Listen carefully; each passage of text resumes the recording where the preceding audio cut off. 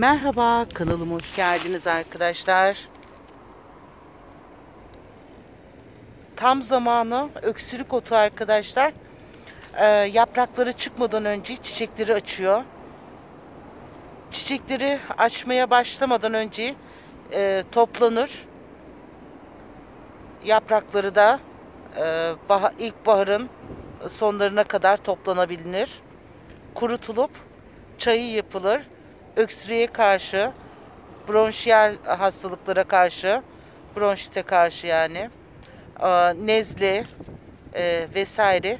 Zaten adından da belli, öksürük otu, öksürüğe karşı.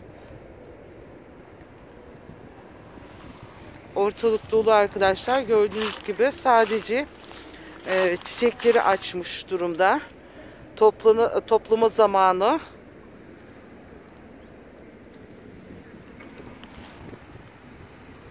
Şöyle.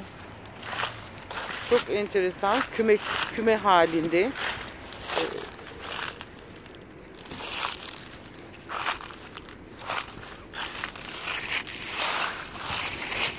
Şöyle gördüğünüz gibi bakın nasıl kümelenmişler.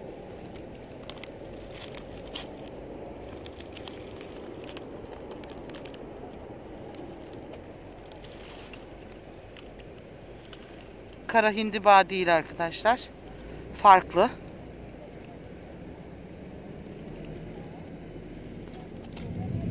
Göğsü yumuşatır, balgam söktürücüdür. Toplayıp yapraklarını ve çiçeklerinden çay yapılır.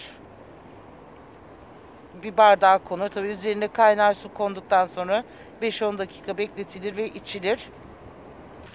Yaygın olduğu yerler Avrupa, Türkiye. Türkiye'de şu anda çıkmıştır muhakkak. Şöyle